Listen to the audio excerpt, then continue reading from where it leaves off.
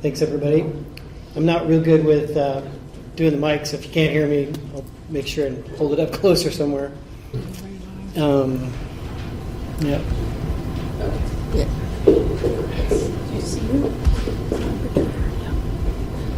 All right. So, my job tonight is to talk about ecological health. And like Karen and Kristen said, we covered this in about 3 hours one day, and I think we about scratched the surface on it. So, ecological health is a really broad topic, and I'm going to kind of talk in some pretty general terms today about what the ecology is around here and how it looks in terms of condition.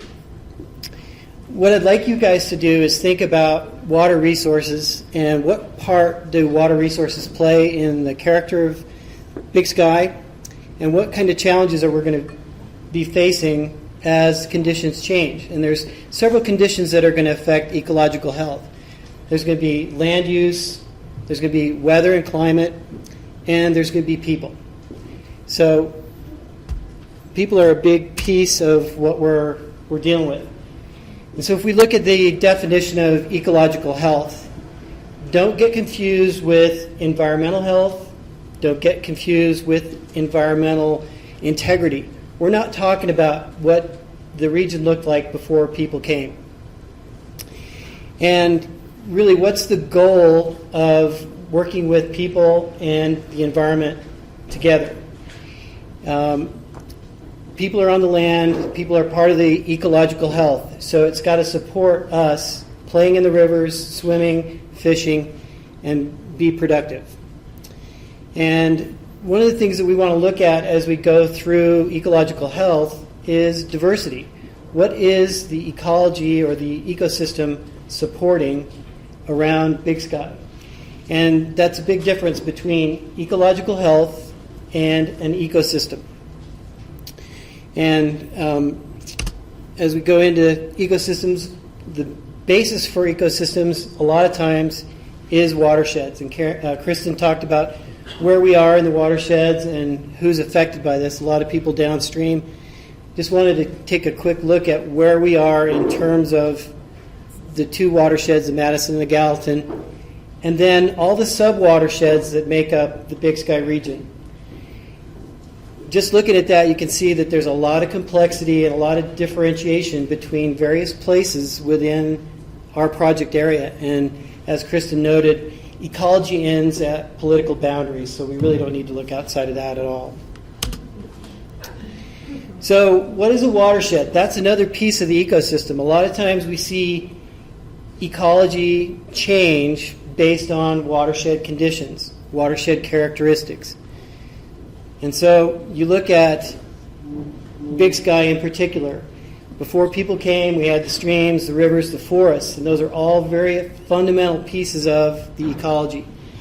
So as part of the Water Solutions Forum, we took a great extent of time to look at what these different factors are, how soils are involved, what the geology is, what things contribute to storage of water naturally, and where water is available to us naturally.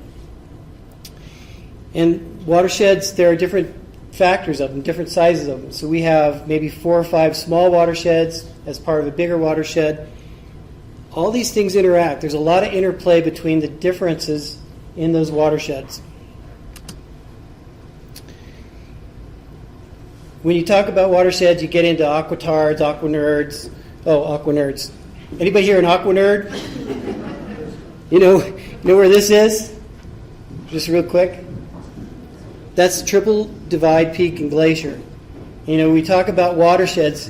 You could have 3 different ecosystems within feet of each other. It's pretty incredible how complex and diverse these things can get. Just my little trivia thing there for everybody. Okay, so when we look at watershed condition or the ecology, the ecological health, these are 3, 4, 5 things that are really important as we base our decisions and our values. I think that's one of the things that I'd like this group to come away with is what are our values associated with the ecosystem, with the ecological health? What's the current condition? Is it good? Is it bad? How do we know? And how are we going to deal with that in the future? What's the capacity to deal with change? Do we have room to grow? Do we have room that we can do restoration and recovery? My personal goal for this group is that we see enhanced water quality, enhanced environment, and a place for everybody to play and live in the future. And what that takes is resilience. So we need to factor in resilience into our decision making, into our policies, and into our goals. And that little cup diagram is kind of a really good example of what resiliency means. We can go along in where we are today, but it doesn't take much for our ecosystem to change into a different mode. Sometimes they'll flip back, and then sometimes we get some really big pressures that change the way the ecosystem works fundamentally, and there's no going back. So what kind of system changes do we see that might affect the decisions that we're going to make and the values that we place on things? We're going to see species change. Sometimes it's man-made. We have introduced invasive species like weeds, zebra mussels. All those things will change how the ecosystem works, and we need to be able to adapt to that.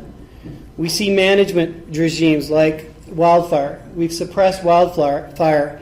What is that going to do as we go forward, and how have we analyzed that in looking at the future? 2 minutes left? Is that it? Oh my gosh. Okay, so I didn't know I was that slow.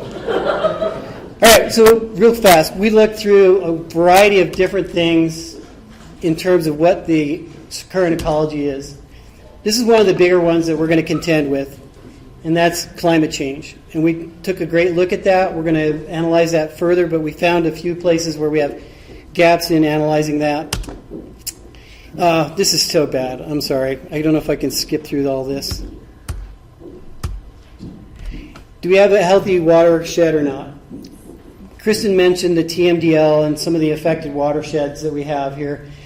The good news is there's a plan out there to recover from some of these impacts. Some of it's natural, some of it's man-made, but we have a course forward, and we know who's working on this. So there's a lot of different people here that are involved with providing information and helping us get through the management structure. This is really silly, sorry. One of the things that we have going for us is the regulatory structure, and Eric's going to talk about this a little bit more, but there's a lot of people involved here with how we regulate development and people using the land. Some of these are people that are regulated, but they still have a place in the decision-making process and how we interact with them. Planning and design, enforcement, and adaptive management are all tools that we're going to have to use to better manage and create a future for our watershed.